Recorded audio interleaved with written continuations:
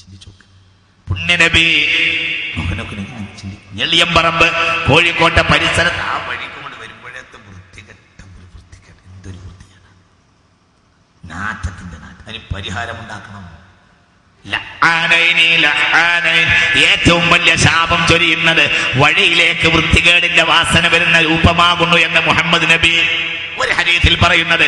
ഫഅലൈഹി, വഴിയിലേക്ക് മാലിന്യത്തിന്റെ വാസന വഴിയിലേക്ക് ഒരാൾ വരുത്തിയാൽ ഫഅലൈഹി ലഅനത്തുല്ലാഹി വൽ മലായികതി വന്നാസ് അജ്മഈൻ, അല്ലാഹുവിന്റെ ശാപം അവനുണ്ടാവും. ഞെളിയമ്പറമ്പ് സൃഷ്ടിച്ചവർക്ക് അല്ലാഹുവിന്റെ ശാപം ഉണ്ടാകും. വൽ മലായികതി, മലക്കുകളുടെ ശാപം ഉണ്ടാകും. വന്നാസ് അജ്മഈൻ, സർവ്വ മനുഷ്യരുടെയും ശാപമുണ്ടാകുമെന്ന് മുഹമ്മദ് നബി. എന്താ ഇനി പറയുന്നത്? പരിസരത്തിന്റെ വൃത്തിയാ പറഞ്ഞത്. നിങ്ങൾ ചിന്തിക്കണം. പിന്നെ ഇപ്പൊ കോഴിപ്പാട്സുകാരെ കുറിച്ച് പറയുന്നത്, കോഴിപ്പാട്സുകാരൻ എടാ നീ നിസ്കരിച്ചിട്ട് എന്താ ഈ കോഴിപ്പാട്സ് കൊണ്ടുപോയിട്ട് വഴികളിലും അതേപോലെ തന്നെ പാലത്തിന്റെ ചുവട്ടിലും വെള്ളമുള്ളിടത്തുമൊക്കെ തള്ളുന്ന ഇന്നത്തെ കോഴി കച്ചവടക്കാര് അവർ ഫഅലൈഹി ലഅനത്തുല്ലാഹ്, നീ എന്തിനാ മനുഷ്യ നമസ്കരിക്കുന്നത്? എന്ത് നമസ്കരിച്ചിട്ട് കാര്യം? ലോകത്തിന്റെ മുഴുവൻ ശാപം നിനക്കല്ലേ. ഫഅലൈഹി ലഅനത്തുല്ലാഹി വൽ മലായികതി വന്നാസ് അജ്മഈൻ, അല്ലാഹുവിന്റെ ശാപമുണ്ടാവും, മലക്കുകളുടെ ശാപം ഉണ്ടാവും, മുഴുവൻ മനുഷ്യരുടെ ശാപമുണ്ടാകുമെന്ന് മുഹമ്മദ് നബി. പക്ഷെ കാര്യം ഇങ്ങനെയൊക്കെ പറഞ്ഞാലും ഏറ്റവും കൂടുതൽ കോഴിപ്പാട്സ് തള്ളിയവരും മലബാറിലെ മുസ്ലിം കച്ചവടക്കാരാണെന്ന് പറയാതിരിക്കാൻ നിർവാഹമില്ല. ഇതൊക്കെ ഉണ്ട്.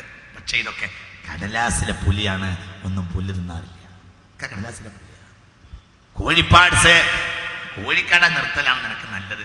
കോഴിപ്പാട്സ് കൊണ്ടുപോയി എവിടെയെങ്കിലും കുഴിച്ചണം സ്ഥലം കിട്ടിയില്ലെങ്കിൽ പിന്നെ നല്ലത് കോഴിക്കട നിർത്തലാണ്. എന്തുകൊണ്ട്? ഓരോ ദിവസവും ഫഅലൈഹി ലഅനത്തുല്ലാഹ്, അല്ലാഹുവിന്റെ ശാപം, വൽ മലായിക, മലക്കുകളുടെ ശാപവും, വന്നാസി അജ്മഈൻ, കോഴിപ്പാട്സുകളും കോഴിയുടെ നൂലാമാലകളും കൊണ്ടുപോയി ചാക്കി കെട്ടി വഴി ഓട്ടോറിക്ഷയെ കൊണ്ടുപോയി വഴി തള്ളിയിട്ട് പെട്ടെന്ന് ഓടിപ്പോരുന്നവർ ഇഷ്ടംപോലെ ഉണ്ട്. നീ നിസ്കരിച്ച് തൊപ്പിട്ട് ഉർമാലി കെട്ടി പള്ളിയിൽ വന്നിട്ട് മാത്രം കാര്യമല്ല. ഫഅലൈഹി ലഅനത്തുല്ലാഹ്, അല്ലാഹുവിന്റെ ശാപം നിനക്കുണ്ട്. പിന്നെ എന്തിനാ നിസ്കരിച്ചു? നിന്റെ കോഴിക്കട കൊണ്ട് കിട്ടിയത് എന്താണെന്നറിയോ? 4 കൊല്ലം കോഴിക്കട കൊണ്ട് കട നടത്തിയിട്ട് എന്താ കിട്ടിയത്? തീർത്താ തീരാത്ത ശാപം കിട്ടി. ഫഅലൈഹി ലഅനത്തുല്ലാഹ്, മനുഷ്യന്റെ വഴിയിൽ മാലിന്യം തള്ളുന്ന ആളുകളുണ്ടല്ലോ.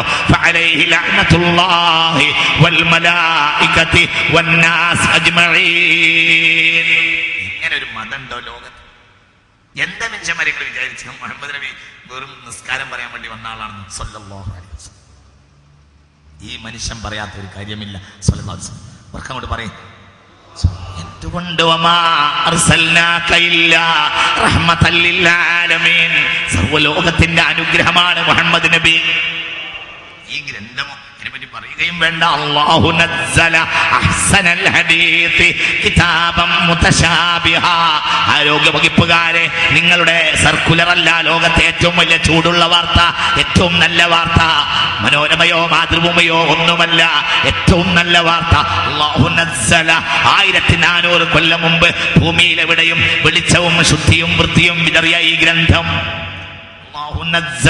الله نزل أحسن الحديث كتابا متشابها مثانية تقشعر منه جلود الذين يخشون ربهم ثم تلين جلودهم وقلوبهم إلى ذكر الله ذلك هدى الله. അല്ലാഹു നമുക്ക് ബോധം തരട്ടെ. ഓർക്ക പറയാം, അല്ലാഹു ബോധം തരട്ടെ. ഇതൊക്കെ നമ്മുടെ കയ്യിലുണ്ടായില്ലേ? എന്നിട്ട് നമ്മൾ അത് പഠിച്ചോ, ചിന്തിച്ചു. വീണിട്ടു ഞങ്ങളെ കൈകളിൽ നിന്നും ഖുർആൻ, തിരുവേദം 3-4 കാര്യങ്ങളിൽ മാത്രം ഇന്ന് ചർച്ചകൾ ഒടുങ്ങിപ്പോയി എന്നത് ഇസ്ലാമിക സമൂഹത്തിന് അടുത്ത കാലത്ത് വന്നുപോയ ദൗർഭാഗ്യമാകുന്നു. ഒരു 3-4 വിഷയങ്ങളിലാണ് കാര്യം. സമഗ്രമായ ദീനിനെ മനസ്സിലാക്കാൻ കഴിഞ്ഞില്ല. ആ സന്ദേശോട്ട് ലഭിച്ചതുമില്ല. മുമ്പ് ഒരു സായിപ്പും മാതാമ്മയും മുസ്ലിമായ ഒരു കഥ ഉണ്ട്. അതൊരു ഒരു ഫലിതാണെങ്കിലും ഞാൻ നിങ്ങളോടത് പറയാം. മുമ്പ് ഒരു സായിപ്പും മാതാമ്മയും മുസ്ലിമായിട്ട് ഹജ്ജിന് വന്നത്രേ. ഹജ്ജ് വന്നപ്പോൾ അറബികളുമായും മുസ്ലിമീങ്ങളുമായൊക്കെ യൂറോപ്പിൽ നിന്ന് വന്നിട്ട് മുസ്ലിമീങ്ങളുമായും അറബികളും അല്ലാത്തവരുമായ മുസ്ലിമീങ്ങളുമായി പരിചയപ്പെടാനൊക്കെ ഇഷ്ടംപോലെ അവസരം ഉണ്ടായപ്പോൾ ഇവരെ പെരുമാറ്റത്തിലും രീതിയിലൊക്കെ ഒരുതരം മതിപ്പില്ലായ്മയും ഒരു തരം വിഷമവും തോന്നി. ആർക്ക്? സാഹിബിന് മദാമക്കും. അപ്പോൾ മദാമ സാഹിബിനോട് പറഞ്ഞത്രേ, നമുക്ക് നമ്മളെ പഴയ മതം തന്നെയാണ് നല്ലത്, നമുക്ക് അങ്ങോട്ട് തന്നെ മടങ്ങിപ്പോവാ, ഇതൊരു വൃത്തികെട്ട കൗമാണ് എന്ന് പറഞ്ഞു. അപ്പോൾ സാഹിബ് പറഞ്ഞത്രേ, നീ അങ്ങനെ പറയല്ലേ, ഒന്ന് അൽഹംദുലില്ലാന്ന് പറയേ, ഇവരെ കാണുന്നതിന് മുമ്പ് തന്നെ മുസ്ലിം ആകാൻ അള്ളാഹു നമുക്ക് ഭാഗ്യം തന്നല്ലോ, ഇവരെ കണ്ടിട്ടാണെങ്കിൽ ഒരിക്കലും നമ്മൾ മുസ്ലിം ആകുമായിരുന്നില്ല. അതൊരു വർത്താനാണ്. അത് നമ്മൾ ചിന്തിക്കണം. അവിടെ ഇപ്പം നമ്മൾ ഈ സമഗ്രമായ ഈ സൗന്ദര്യ സിദ്ധാന്തം നമ്മൾ അങ്ങോട്ട് നാശാക്കി. ഏറ്റവും നല്ല സാധനം ഏൽപ്പിച്ചത് ഏറ്റവും മോശപ്പെട്ടവനെയാണ്. اليوم أكملت لكم دينكم وأتممت عليكم نعمتي ورضيت لكم الإسلام دينا. നെടിയമ്പറമ്പിന്റെ നിയമം മുഹമ്മദ് നബി 1400 കൊല്ലം മുമ്പ് പറഞ്ഞു വെച്ചിരിക്കുന്നു. അത് നല്ല നഗരവൽക്കരണത്തിന്റെ കെടുതി. എവിടെ നഗരവൽക്കരണം വരുമോ അവിടെ രോഗങ്ങൾ വരും, ഉറപ്പാ. നഗരവൽക്കരണങ്ങൾ നാശ. അതുകൊണ്ടാണ് ഖൈറുൽ ബിലാദി മസാജിദുഹാ വശറുൽ ബിലാദി അസ്വാഖുഹാ. ഒരു നാട്ടിലെ ഏറ്റവും നല്ല സ്ഥലം പള്ളിയും ഏറ്റവും മോശപ്പെട്ട സ്ഥലം നഗരവുമാണ് എന്ന് പറഞ്ഞു. എല്ലാ വൃത്തികളും എല്ലാ രോഗത്തിന്റെയും കൂമ്പാരം. ഒരുപാട് അർത്ഥമുണ്ടെന്ന് ചോളൂ. ഒരർത്ഥം അങ്ങനെയാണ്, ഇനിയുണ്ട്. ഖൈറുൽ ബിലാദി മസാജിദുഹാ വശറുൽ ബിലാദി അസ്വാഖുഹാ. ഒരു നാട്ടിലെ ഏറ്റവും മോശപ്പെട്ട സ്ഥലം നഗരമാണ്, പട്ടണമാണ്. അവിടെ രോഗങ്ങളുടെയും നാശങ്ങളുടെയും എല്ലാ ചട്ടമ്പിയത്തിന്റെയും എല്ലാ പൈശാചികതയുടെയും കൂത്തരങ്ങായിരിക്കുമെന്ന് മുഹമ്മദ് നബി. വളരെ ഗൗരവമായി ചിന്തിക്കണം. ഇത്തരം കോൾപാഴ്സ് തള്ളുന്നവർ അള്ളാഹുവിന്റെ ശത്രുവാണ്. അവർ അതിൽ നിന്ന് പിന്മാറേണ്ടതാണ്. ഈ തമ്മാടിത്തരത്തിൽ നിന്ന് മാറി നിൽക്കേണ്ടതാണ്.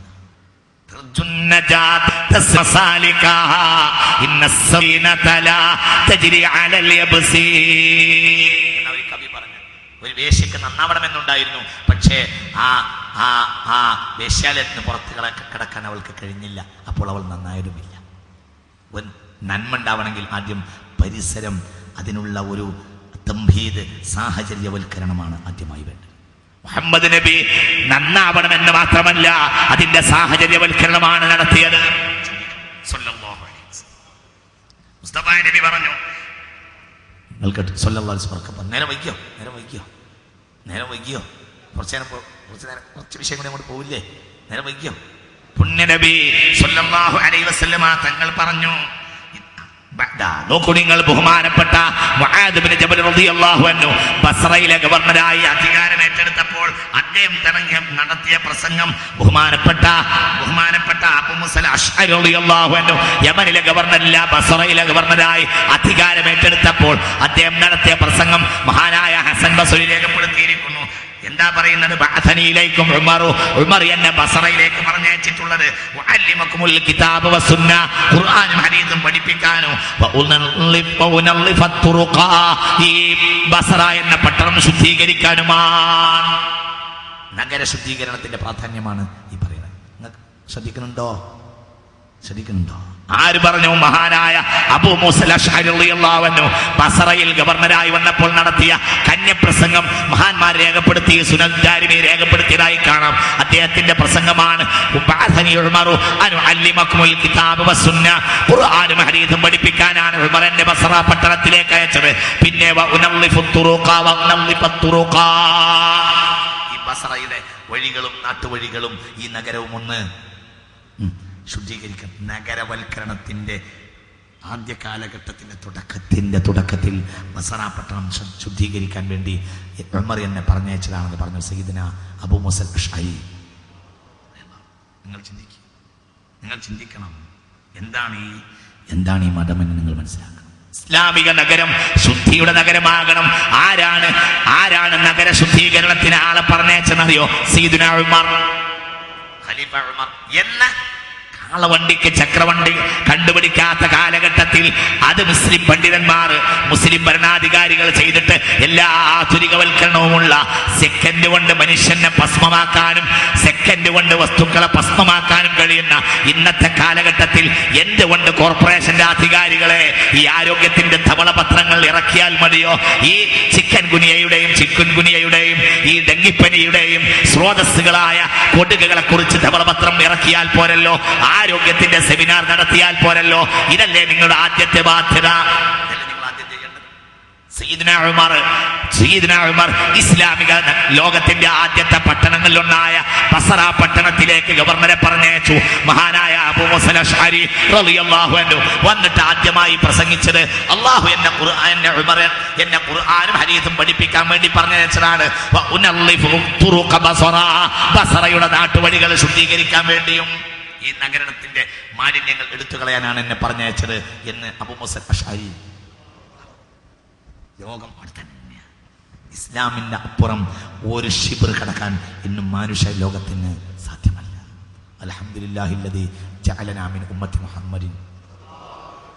അൽഹംദുലില്ലാഹ് ഒന്നുകൂടി പറഞ്ഞേക്കും മനുഷ്യന്മാരെ, അൽഹംദുലില്ലാഹില്ലദീ ജഅലനാ മിൻ ഉമ്മത്തി മുഹമ്മദിൻ സ്വല്ലല്ലാഹു അലൈഹി വസല്ലം. ഹബീബായ റസൂലുള്ളാഹി പറഞ്ഞു വേറൊരു ഹദീസ് സ്വഹീഹ് ഇബ്നു ഖുസൈമ ആ ഹദീസ് രേഖപ്പെടുത്തിയിരിക്കുന്നു. ഹംലുക അനിൽ ലഈഫി സ്വലാ, ഒരാൾക്ക് എടുക്കാൻ കഴിയാത്തൊരു ചുമല്, പൊക്കാൻ കഴിയാത്തൊരു ചുമട് അയാളുടെ ചുമലിലേക്ക് പൊക്കാൻ സഹായിക്കുന്നത് സ്വലാത്തുൻ, നമസ്കാരത്തിന് സമമാണ്.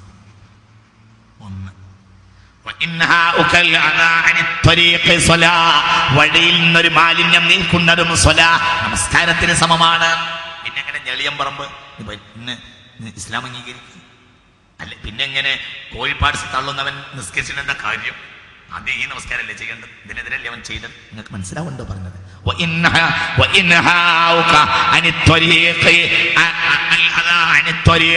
വഴിയെ തൊട്ട് മാലിന്യങ്ങളെ നീക്കി ഒഴിവാക്കുക എന്നത് സ്വലാത്തുൻ, നമസ്കാരം. നമസ്കാരമാകട്ടെ അഫ്ളലുൽ അഅ്മാലിൽ ബദനിയ്യതി കുല്ലിഹാ, ശരീരം കൊണ്ട് ചെയ്യേണ്ട ഏറ്റവും പ്രധാനപ്പെട്ട അമൽ നമസ്കാരമാണ്.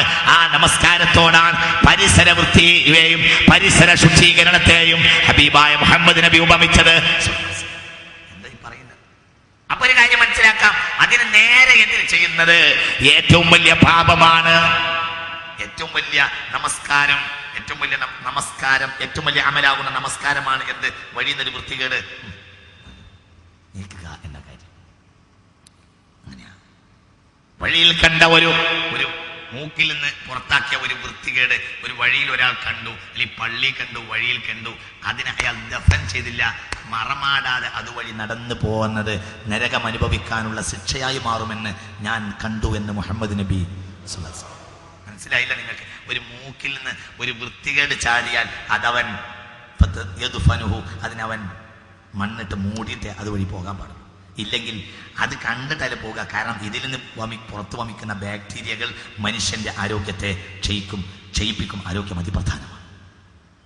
അതുകൊണ്ട് അത് മൂടാതെ ഒരാള് അതുവഴി കടന്നു പോവുക എന്നത് അയാൾ നരകത്തിന് കാരണമായി ഞാൻ മനസ്സിലാക്കുന്നുവെന്ന് പുണ്യനബി സ്വല്ലല്ലാഹു അലൈഹി വസല്ലം. നോക്കൂ,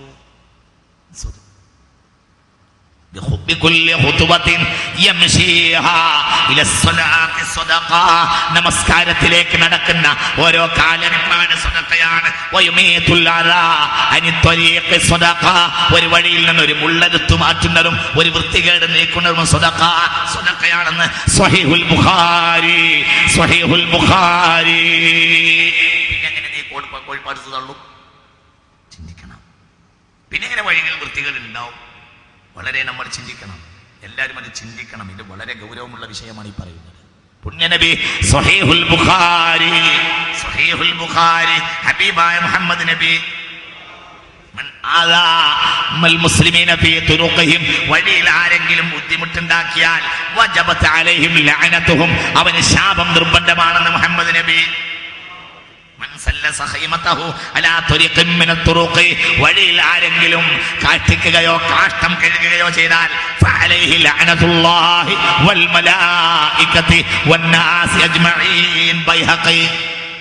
രേഖപ്പെടുത്തി. എന്താ പറഞ്ഞത്? വഴിയിൽ കാഷ്ടിക്കുകയോ മൂത്രിക്കുകയോ പറയണ്ട. നമ്മളിങ്ങനെ ചിക്കൻ കുനി ഉണ്ടാവുന്ന മാത്രം പറഞ്ഞാൽ പോരാ. ഇതൊക്കെ മനുഷ്യൻ നാശ. പലപ്പോഴും ഞാൻ കണ്ടിട്ടുണ്ട് വലിയ നല്ല കോട്ടും ടൈയൊക്കെ കെട്ടിയ നല്ല സുന്ദര കൂട്ടന്മാർ കാറ് നിർത്തിയിട്ട് ഒറ്റ എണീറ്റ് വെക്കണം, നേരെ മൂത്രിക്കാം. വൃത്തികേട്, മനുഷ്യന്റെ വൃത്തികേട് ഇതുപോലും ഇന്നും മനുഷ്യൻ പഠിച്ചിട്ടില്ല.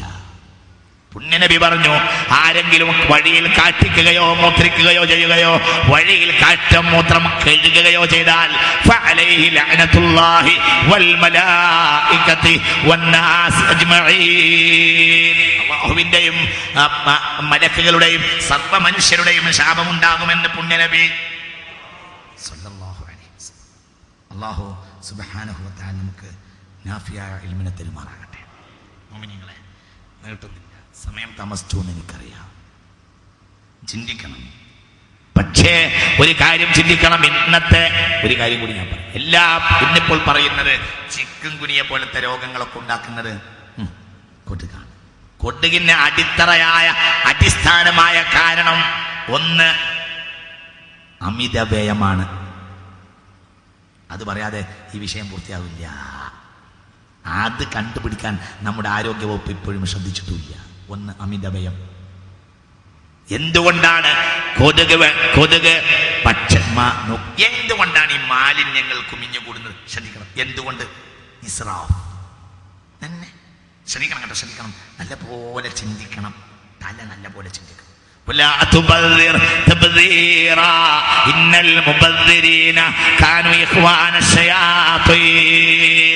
അമിതവ്യയം ചെയ്യരുത്. അമിതവ്യയം ചെയ്യുന്നത് പിശാചിന്റെ കൂട്ടുകാരാണെന്ന് വിശുദ്ധ ഖുർആൻ. ഇന്നത്തെ ഈ രോഗങ്ങളുടെയും ഈ കൊതുകുകളുടെയും മുഴുവനും അടിസ്ഥാന സ്രോതസ് വർക്കം കൊണ്ട് പറഞ്ഞേക്കും. അത് പറഞ്ഞിട്ട് പോയാൽ മതി. എന്തെന്നെയാണ്? അമിതവ്യയാണ്. എന്തുകൊണ്ട്? വളരെ ചിന്തിക്കണം. എന്തുകൊണ്ട്? വീട്ടിന്റെ അടുക്കള ഭാഗത്ത് കെട്ടിക്കിടക്കുന്ന ഭക്ഷണ പദാർത്ഥങ്ങൾ ചിന്തിക്കണം. ഒന്ന് പരിസരത്തിൽ കെട്ടിക്കിടക്കുന്ന വേസ്റ്റ് വെള്ളം. ഇതാണ് ഏകദേശം കൊതുകിന്റെ അടിസ്ഥാന സ്രോതസ്. ഉറപ്പാണ്. എന്തേ ഇത് വന്നത്? ഇത് 10 കൊല്ലം മുമ്പ് ഇല്ലാത്തതാണ്. ഇവിടെ ഡോക്ടർമാർ പറഞ്ഞു 10 കൊല്ലം മുമ്പ് ശുദ്ധീകരണത്തിന് കഴിഞ്ഞിരുന്നു. ഇന്ന് ശുദ്ധീകരണത്തിന് കഴിയില്ല. എന്തുകൊണ്ട്? 10 കൊല്ലം മുമ്പ് ഒരു വീട്ടിൽ 10 ആളുണ്ടെങ്കിൽ 8 ആൾക്കുള്ള ഭക്ഷണമേ ഉണ്ടാക്കുമായിരുന്നുള്ളൂ. എന്നിട്ട് 10 ആൾ അത് അഡ്ജസ്റ്റ് ആക്കി കഴിക്കും. ഇന്ന് ഒരു പെണ്ണും 2 കുട്ടികളും, ഭർത്താവ് എന്നോ പോയതാണ് എന്നോന്ന് വരുന്ന അള്ളാഹുനും പിന്നെ കഫീലിനും മാത്രമേ അറിയുള്ളൂ. എന്നാണ് അവൻ്റെ അവസ്ഥ. ഇനി അള്ളാഹു മാത്രമേ അറിയുള്ളൂ. ഒരു പെണ്ണും 2 കുട്ടിയും. ഇവർക്ക് വേണ്ടി ഒരു ഇടങ്ങഴിയെങ്കിലും അല്ലെങ്കിൽ 1 ലിറ്ററെങ്കിലും അരി ഓരോ നേരത്തും പുഴുങ്ങും. എന്നിട്ട് നാട്ടിലുള്ള ഈ വില കൂടിയ ഇത്രയും വിലയുള്ള ഈ പച്ചക്കറി മുഴുവനും കൊത്തി നോക്കും. 1/2 കിലോ ഇറച്ചി മതിയാവേണ്ട അടുത്ത് 2 കുരി ഇറച്ചി വാങ്ങും. മനസ്സിലാവുന്നില്ലേ? എന്തല്ലേ? എന്നിട്ട് അങ്ങോട്ട് വെട്ടി ഉണ്ടാക്കും. എന്നിട്ട് അതിൻ്റെ കാൽഭാഗം കഴിക്കും, ബാക്കി ഉപേക്ഷിക്കും. എവിടെ ഉപേക്ഷിക്കും? അടുക്കള ഭാഗത്തോ മറ്റോ ഉപേക്ഷിക്കും. ഇത് തന്നെ ഇന്നത്തെ മുഴുവനും ഈ കൊതുകിന്റെ നമ്മുടെ വീടുകളിൽ ഉൽപ്പാദിപ്പിക്കപ്പെടുന്ന കൊതുകിന്റെ അടിസ്ഥാനം ഇത് തന്നെയാണ്. അമിതവ്യയം.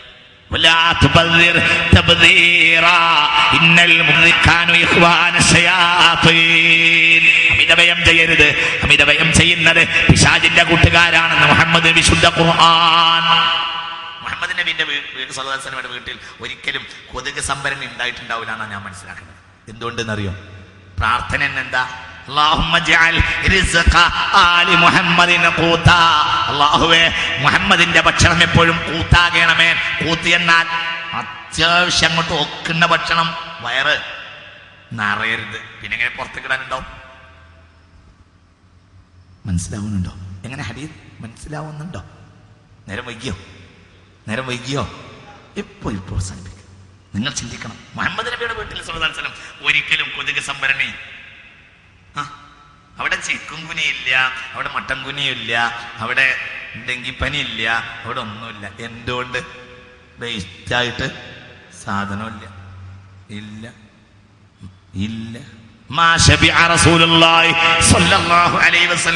മുസ്തഫ നബി സല്ലല്ലാഹു അലൈഹി വസല്ലമ തങ്ങൾ വയറ് നിറച്ച് കഴിച്ചിട്ടില്ല. മിൻ തുആമിൻ 3 അയ്യാം ഹത്താ ഖുബിള. ഒരു 3 ദിവസം പൂർത്തിയായി അവർക്ക് ഭക്ഷണം കിട്ടിയവർക്ക് സമയം ഉണ്ടായിട്ടില്ല. അതൊരു ഒപ്പ്. ഇനി ഭക്ഷണം കിട്ടിയാൽ തന്നെ നബിയുടെ പ്രാർത്ഥനയാണ്, അല്ലാഹുമ്മ ജഅൽ റിസ്ഖ ആലി മുഹമ്മദിന്റെ ഖൂത, ഒരു മണിയെങ്കിലും ഏറെയുള്ള ഭക്ഷണം എനിക്ക് തരരുതേ. എന്റെ ഭക്ഷണം എപ്പോഴും അങ്ങോട്ട് അഡ്ജസ്റ്റ് ആക്കി ഒപ്പിക്കുന്നതാകണം. 1 മണി പോലും പുറത്തേക്കിടാൻ ഉണ്ടാകരുത്. തന്നെ ഏറ്റവും കൂടുതൽ കൊതുക് സംഭരണി നമ്മളാണ്.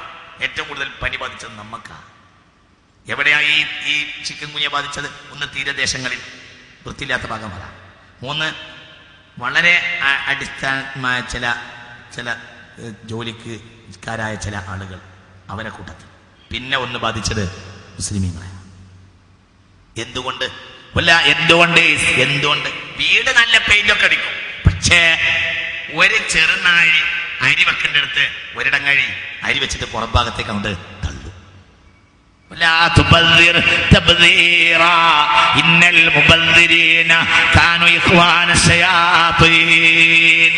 ഭക്ഷണ പദാർത്ഥം 1 മണി ഭക്ഷണ പദാർത്ഥമെങ്കിലും പുറത്ത് കിടക്കാൻ പാടില്ല.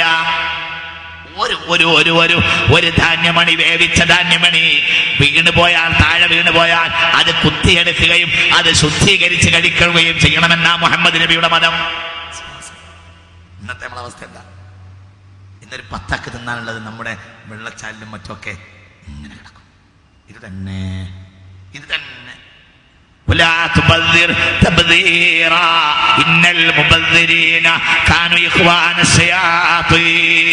കൊതുകിനെ ഉണ്ടാക്കിയത് നിങ്ങളെ പൈസ, നമ്മളെ പൈസ നമ്മൾ ചെലവാക്കിയിട്ട് നമ്മളെ കൊല്ലുന്ന കൊതുകിനെ നമ്മൾ ഉണ്ടാക്കി. അങ്ങനെയാണ്. നമ്മളെ പൈസ കൊണ്ട് നമ്മൾ അരി വാങ്ങി നമ്മൾ വെച്ച് ആവശ്യമില്ലാത്തത് വെച്ചങ്ങോട്ട് കൂട്ടി, എന്നിട്ട് നമ്മളെ കൊല്ലാനുള്ള കൊതുകിനെ നമ്മൾ ഉണ്ടാക്കി. ഇതന്നെയാ സംഭവിച്ചത്. വളരെ ചിന്തിക്കണം. ഇത് തന്നെയാണ്.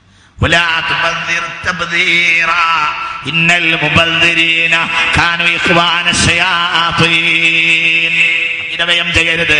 അമിതവ്യയം ചെയ്യുന്നത് പിശാചിന്റെ കൂട്ടുകാരാണെന്ന് വിശുദ്ധ ഖുർആൻ. അല്ലാഹു നമ്മളെ കാത്തുരക്ഷിക്കട്ടെ. നോക്കൂ, ഇത് വളരെ കർശനമാക്കണം നമ്മളെ വീടുകളിൽ. ഇല്ലെങ്കിൽ ഇനിയും രോഗങ്ങൾ ഉണ്ടാവും. അങ്ങനെ പൊട്ടാൻ പാടില്ല. നിങ്ങൾക്കറിയോ എന്താ മനുഷ്യന്റെ സാഹചര്യം? ഒരു പിടി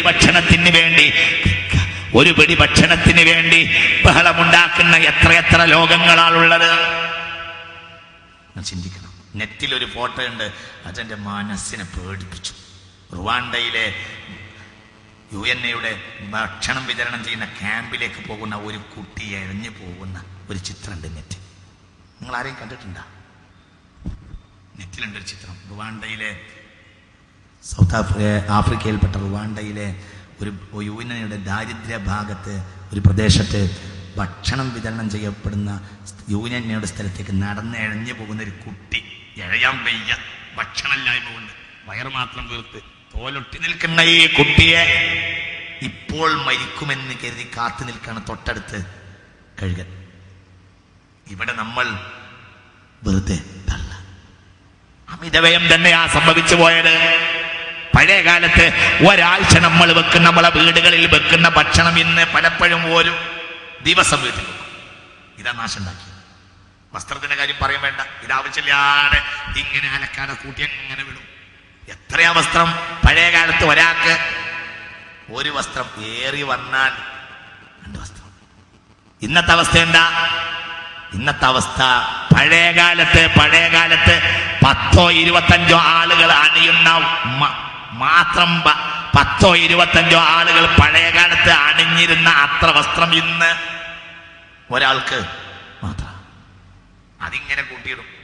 ഈ സുഖലോലുപന്മാരും തടിച്ചികളുമായ പെണ്ണുങ്ങൾ പലപ്പോഴും അതൊന്നും കഴുകില്ല.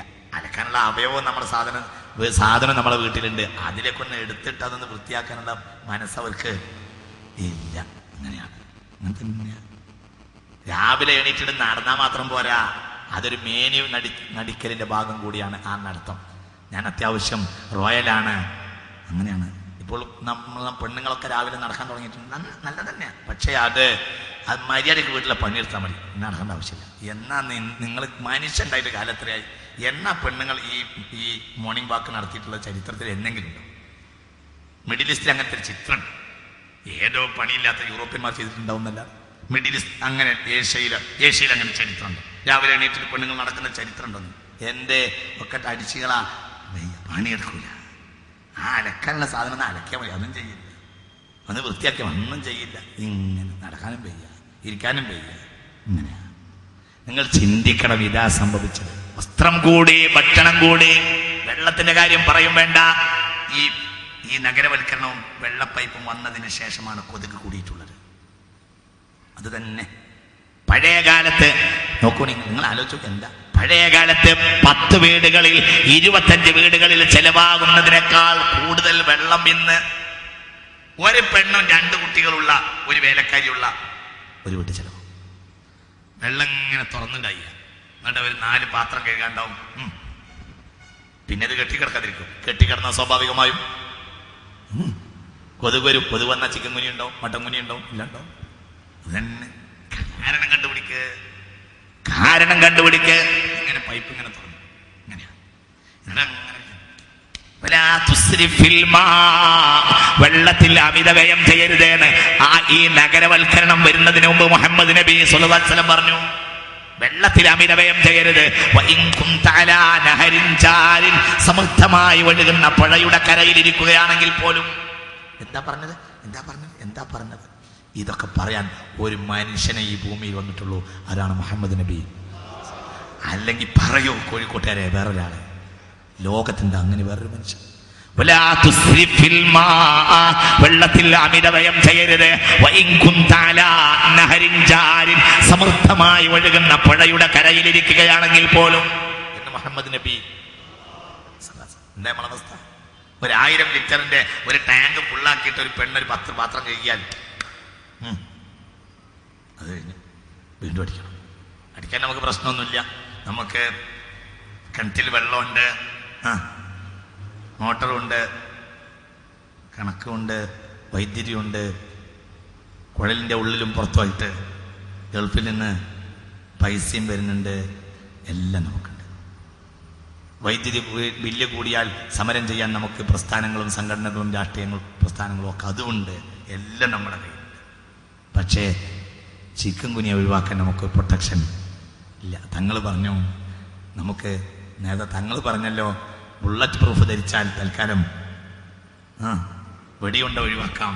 എന്നാൽ കൊതുകിനെ ഒഴിവാക്കാൻ എന്താണ് മാർഗം? മുഹമ്മദ് നബിയിലേക്ക് മടങ്ങുന്ന മാർഗം. അതന്നെ മാർഗം. മുഹമ്മദ് നബി സ്വല്ലല്ലാഹു അലൈഹി വസല്ലം. എന്താ ഒരു ഭാര്യയും ഭർത്താവിനെ കുളിക്കാൻ വേണ്ടി കയറി നോക്കൂ. ഒരു കുളിമുറിയിൽ ഭാര്യയും ഭർത്താവും കൂടി കുളിക്കാൻ കയറി എന്ന് വെക്കൂ. 1000 ലിറ്ററിന്റെ ടാങ്ക് നിറച്ചിട്ട് ഭാര്യയും ഭർത്താവും കുളിക്കുകയാണെങ്കിൽ വേണമെങ്കിൽ അവർ കുളിമുറിയിൽ നിന്ന് വിളിച്ചു പറയേണ്ടി വരും, വെള്ളം തീർന്നിട്ടുണ്ട് എന്ന് മോട്ടർ ഇട് എന്ന് പറയേണ്ടി. ഇനി മുഹമ്മദ് നബിയുടെ കുളി കേട്ടോളൂ.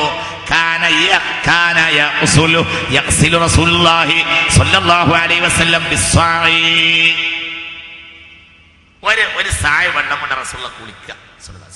ഒരു സായ എന്നാൽ 2.5 ലിറ്റർ വെള്ളം കുളിക്കുക. എങ്ങനെ 2.5 ലിറ്റർ വെള്ളം കൊണ്ടായിരുന്നു മുഹമ്മദ് നബി കുളിക്കുക. നമുക്ക് 2.5 ലിറ്റർ വെള്ളം കൊണ്ട് മുങ്കയെ നനഞ്ഞിട്ടില്ല. അങ്ങനെയാണ്.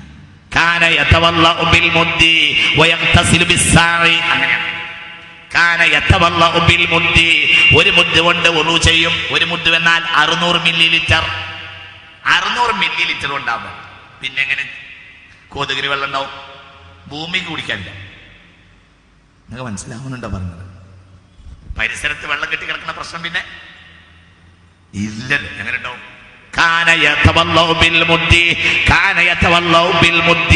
മുഹമ്മദ് നബി സ്വല്ലല്ലാഹു അലൈഹി വസല്ലം ഒരു മുദ്ദ് വെള്ളം കൊണ്ടായിരുന്നു വുളു ചെയ്തിരുന്നത്. ഒരു മുദ്ദ് എന്നാൽ 600 മില്ലി ലിറ്റർ. ഒരു സായ കൊണ്ട് കുളിച്ചിരുന്നു. ഒരു സായ എന്നാൽ 2.5 ലിറ്റർ വെള്ളം കൊണ്ട് കുളിക്കും. നമ്മളിപ്പോ ഓരോരുത്തരും ചിന്തിക്കുന്നുണ്ടാവും, ഒരു സായ 2.5 ലിറ്റർ വെള്ളം കൊണ്ട് കുളിച്ചാൽ ജനാബത്ത് ശരിയാവും. സഹോദര, ജനാബത്തും അതിന്റെ കുളിയും ഭൂമിയിൽ പഠിപ്പിച്ച മനുഷ്യനാണ് ആര്? മുഹമ്മദ് നബി സ്വല്ലല്ലാഹു അലൈഹി വസല്ലം. 2.5 ലിറ്റർ വെള്ളം കൊണ്ട് കുളിക്കും. കാരണം വെള്ളം അമൂല്യമാണ് എന്ന് മുഹമ്മദ് നബി പറഞ്ഞല്ലോ, ബോധ്യപ്പെട്ടല്ലോ. അന്ന് പറഞ്ഞു വെച്ചത് ഇന്ന് ബോധ്യപ്പെട്ടു. 21-ാം നൂറ്റാണ്ടിന്റെ യുദ്ധം പെട്രോളിന് വേണ്ടിയല്ല, വെള്ളത്തിന്. ഇന്ത്യ രാജ്യത്ത് കുറച്ച് ഹൃദയമുള്ള മുഖ്യമന്ത്രി കരുണാനിധി എന്ന വെപ്പ്, കാരണം അദ്ദേഹം കലൈജ്ഞർ എന്നാ പറയാ. കവികൾക്കും സാഹിത്യകാരന്മാർക്കും പൊതുവെ ഹൃദയമുണ്ടെന്നാണ് ഒരു വെപ്പ്. എന്നിട്ടും കാവേരി നദം ജലം തരില്ല എന്നാണ്, വെള്ളം തരില്ല എന്നാ പറയുന്നത്. തീരെ ഹൃദയ കാഠിന്യം കാണിച്ചു, വെള്ളം തരില്ല എന്നാ പറയുന്നത്. 3 സാധനം തരില്ല എന്ന് പറയാൻ പാടില്ല. 3 സാധനം തരില്ല എന്ന് പറയാൻ ഒരാൾക്കും പാടില്ല. അൽമാഉ വൽ മിൽഹു വന്നാർ. ആധുനിക ഭരണാധികാരികളെ, നിങ്ങൾക്ക് മുഹമ്മദ് നബിയുടെ സന്ദേശം 3 സാധനം തരില്ല എന്ന് പറയാൻ പാടില്ല. 3 സാധനം തരില്ല എന്ന് പറയാൻ പാടില്ലാത്തതാണ് അൽമാഉ, വെള്ളം, വെള്ളം തരില്ല എന്ന് പറയാൻ പാടില്ല. വൽ മിൽഹു, ഉപ്പ്, ഉപ്പ് തരില്ല എന്ന് പറയാൻ പാടില്ല. ഉപ്പ് എല്ലാവർക്കും കൊടുക്കണം, ഉപ്പ് എല്ലാവർക്കും കൊടുക്കണം. വന്നാറു, തീ, തീ തരില്ല എന്ന് പറയാൻ പാടില്ല. 3 സാധനം തരില്ല എന്ന് പറയാൻ പാടില്ല. 3 സാധനം വിരോധിക്കാൻ പാടില്ലാത്തതാണ് അൽമാഉ വൽ മിൽഹു വന്നാർ. ഞാൻ അവസാനിപ്പിക്കുകയാണ്. അതുകൊണ്ട് മുഅ്മിനീങ്ങളെ കുലൂ വശ്റബു വലാ തുസ്രിഫു ഇന്നല്ലാഹ ഇന്നഹു ലാ യുഹിബ്ബുൽ മുസ്രിഫീൻ. കഴിച്ചോളൂ, കുടിച്ചോളൂ, പക്ഷേ അമിതവ്യയം ചെയ്യരുത്. അമിതവ്യയം ചെയ്യുന്നവരെ അല്ലാഹുവിന് ഇഷ്ടമില്ലാത്തതാണ്. അതുകൊണ്ട് ഇന്നത്തെ ഗാർഹിക ജീവിതത്തിന്റെയും സാമൂഹിക ജീവിതത്തിന്റെയും രംഗത്ത് വന്നിട്ടുള്ള അനാവശ്യമായ നഗരവൽക്കരണങ്ങളും ധാരാളിത്തങ്ങളും അത് ശ്രദ്ധിക്കാതെ പോകുന്ന ഭരണരീതികളുമാണ് ഈ ചിക്കുൻകുനിയുടെ അടിസ്ഥാനമായ കൊതുകിന്റെ മാർഗം. അതാണ് അത്. കൊതുക് വരുന്ന വഴി അങ്ങനെയാണ്. രാവിലെ മുതൽ ഉച്ചവരെ കടിക്കുന്ന കൊതുകിനും ഉച്ച മുതൽ വൈകുന്നേരം വരെ കടിക്കുന്ന കൊതുകിനും പരിഹാരം പറയാൻ, ആ കൊതുകിന് പേര് പറയാൻ ശാസ്ത്രചിന്തകൻ അറിയാം. എന്നാൽ അതിന് പരിഹാരമാണ് ആദ്യമായി വേണ്ടത്. പരിഹാരം ഇസ്രാഫില്ലായ്മയാണ്. അമിതവ്യയം ചെയ്യാതിരിക്കുക, ഒരിക്കലും അമിതവ്യയം ചെയ്യാതിരിക്കുക. എന്നിട്ട് സൂക്ഷിക്കുക. വെള്ളത്തെ, ഭക്ഷണം. 21-ാം നൂറ്റാണ്ടിന്റെ യുദ്ധം വെള്ളത്തിന് വേണ്ടിയാകുമല്ലോ. എൻ്റെ വാക്കുകൾ അവസാനിപ്പിക്കുക. അതുകൊണ്ട് മനുഷ്യരെ, നമ്മൾ ഈ ലോകത്തിന്റെ ഭരണാധികാരികളാണ്.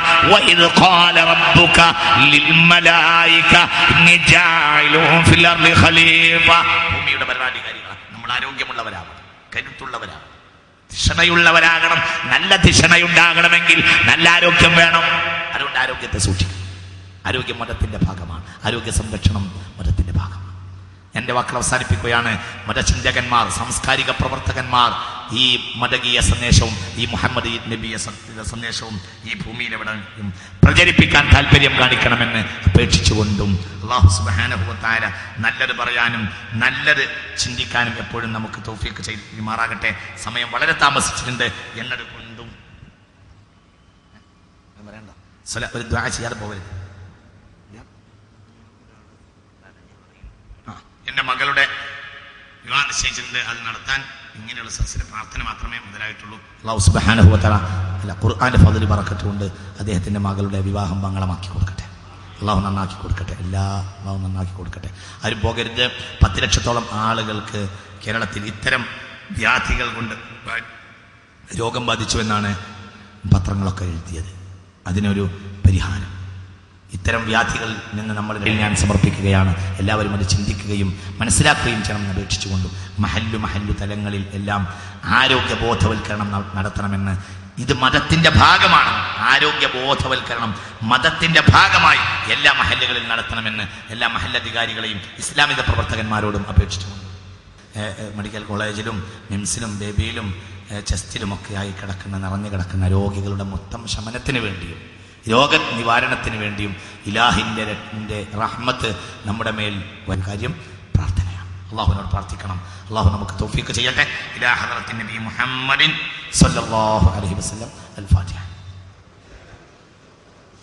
ബിസ്മില്ലാഹിർ റഹ്മാനിർ റഹീം. അൽഹംദുലില്ലാഹി റബ്ബിൽ ആലമീൻ. ഇയ്യാക നഅ്ബുദു വ ഇയ്യാക നസ്തഈൻ. ഇഹ്ദിനസ് സിറാത്തൽ മുസ്തഖീം സിറാത്തൽ ലദീന അൻഅംത അലൈഹിം ഗൈറിൽ മഗ്ദൂബി അലൈഹിം വലദ്ദാലിൻ. ബിസ്മില്ലാഹിർ റഹ്മാനിർ റഹീം.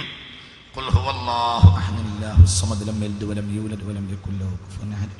ബിസ്മില്ലാഹിർ റഹ്മാനിർ റഹീം ഖുൽ ഹുവല്ലാഹു അഹദ് അല്ലാഹു സ്വമദ് ലം യലിദ് വലം യൂലദ് വലം യകുൽ ലഹു കുഫുവൻ അഹദ് ബിസ്മില്ലാഹിർ റഹ്മാനിർ റഹീം ഖുൽ ഹുവല്ലാഹു ലം യലിദ് വലം യൂലദ് വലം യകുൽ ലഹു കുഫുവൻ ബിസ്മില്ലാഹിർ റഹ്മാനിർ റഹീം ഖുൽ അഊദു ബിറബ്ബിൽ ഫലഖ് മിൻ ശർരി മാ ഖലഖ് മിൻ ശർരി ഗാസിഖിൻ ഇദാ വഖബ വമിൻ ശർരി النفاثات في العقد من شر حاسد إذا حسد بسم الله الرحمن الرحيم قل أعوذ برب الناس ملك الناس إله الناس من شر الوسواس الذي يوسوس في صدور الناس من الجنة والناس. മുഅ്മിനീങ്ങളെ എല്ലാവരും ആ കസേരയിലൊന്നും ചാരിയിരിക്കാതെ ഇരുന്നോളും. ചാരി ഇരുന്ന് ദുആ ചെയ്യരുത്.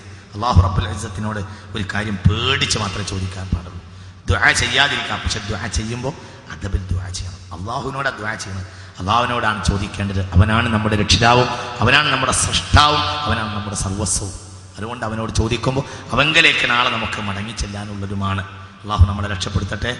എല്ലാവരും നല്ല റാഹത്തിലും നല്ല ചിന്തയിലും നല്ല നിറഞ്ഞ മനസ്സിലും ഇരിക്കണമെന്നും ഈ ഇസ്ലാമിയത്തിന് ഞാൻ എൻ്റെ ജീവിതം സമർപ്പിക്കുമെന്ന് സ്വയം ഇവിടെ ബോധ്യപ്പെട്ടിരിക്കണമെന്നും ബഹുമാനപ്പെട്ട പണ്ഡിത വിദ്യാർത്ഥികൾ ഇത്തരം ഇസ്ലാമിക സമഗ്രതയുടെയും സമ്പൂർണതയുടെയും സന്ദേശം ഭൂമിയിൽ പ്രചരിപ്പിക്കലായിരിക്കണം ഞങ്ങളുടെ നാളത്തെ ഓരോരുത്തരുടെയും ഉത്തരവാദിത്തമെന്ന് സ്വയം മനസ്സിലാക്കുകയും മറ്റുള്ള സഹോദരങ്ങളെ കൂടി ഈ ഇസ്ലാമിൻ്റെ വിശുദ്ധിയിലേക്ക് ആകർഷിക്കാൻ വേണ്ടതൊക്കെ ചെയ്യാൻ ഓരോരുത്തരും ശ്രമിക്കണമെന്നും അത് ഈ ഭൂമിയോട് തന്നെ നമ്മൾ ചെയ്യേണ്ട നീതിയാണ്.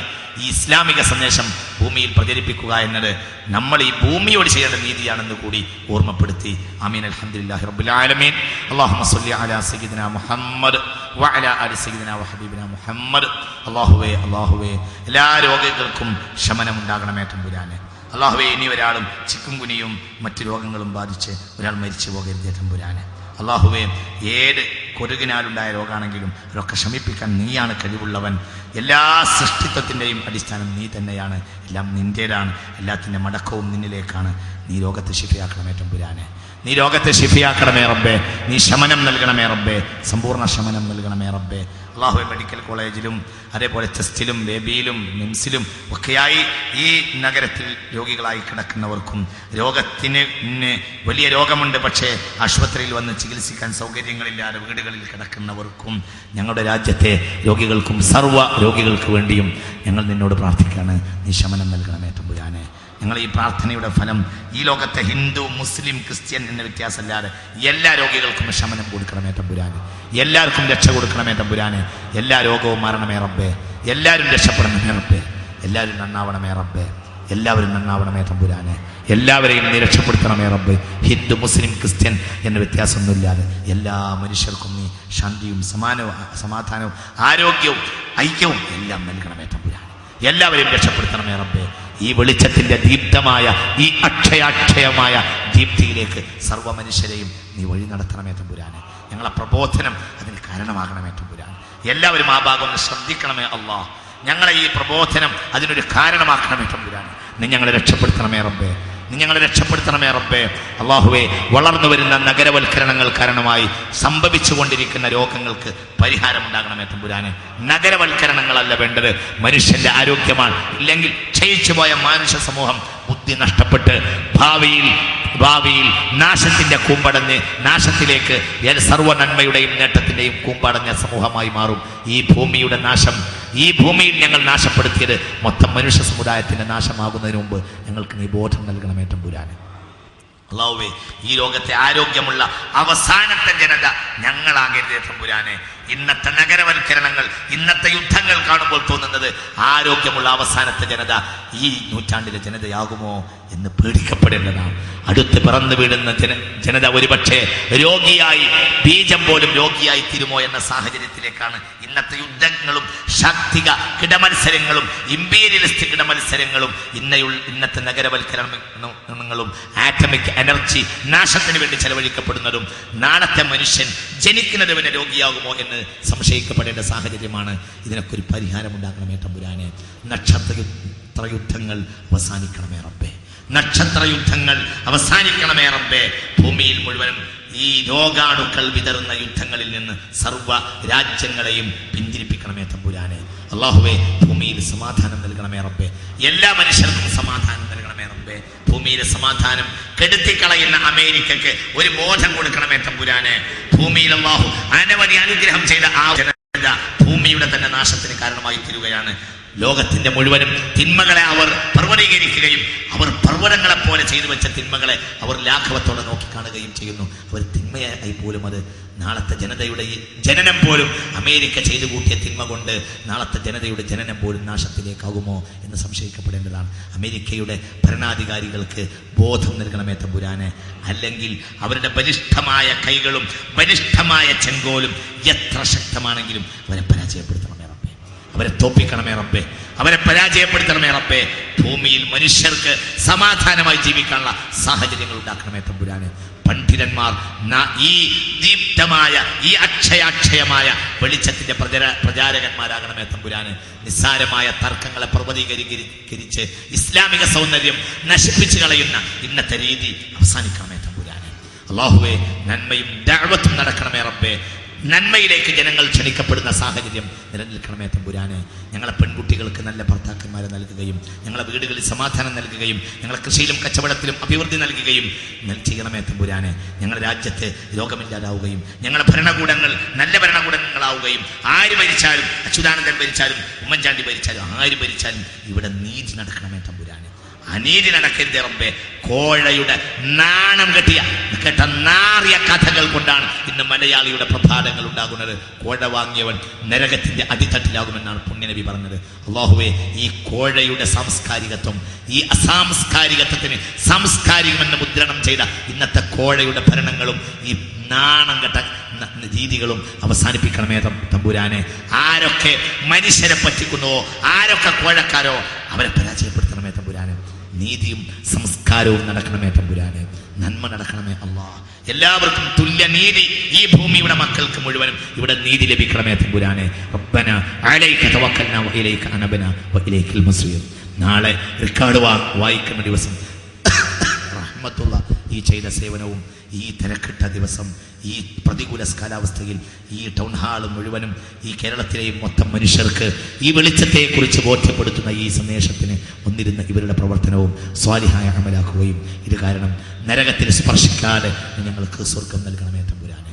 സ്വർഗം വിധിക്കണമേ റബ്ബേ. റബ്ബനാ ആതിനാ ഫിദ്ദുനിയ ഹസന ഫിൽ ആഖിറതി ഹസനതൻ വഖിനാ അദാബന്നാർ. ഞങ്ങളെ കുട്ടികൾ വിജ്ഞാനമുള്ളവരാവുകയും ഞങ്ങളെ ചെറുപ്പക്കാരുടെ ആരോഗ്യം നിലനിർത്തുകയും അവരുടെ ആരോഗ്യം നന്മക്ക് വേണ്ടി ചെലവഴിക്കപ്പെടുന്ന രീതിയാവുകയും ഞങ്ങളെ കൂട്ടത്തിലെ പണക്കാർ നന്മക്ക് ചെലവഴിക്കുന്നവരാവുകയും കൽപ്പനാധികാരം ഉള്ള ഉമറാക്കൾ അവരെ കൽപ്പനാധികാരം സമൂഹ നന്മക്ക് ചെലവഴിക്കപ്പെടുകയും പണ്ഡിതന്മാർ സമൂഹത്തിന്റെ ശുദ്ധിയെക്കുറിച്ച് അവബോധമുള്ളവരാവുകയും ചെയ്യണമേ തമ്പുരാനെ.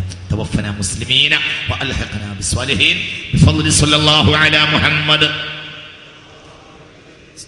സ്വല്ലല്ലാഹു അലാ മുഹമ്മദ് സ്വല്ലല്ലാഹു അലൈഹി വസല്ലം.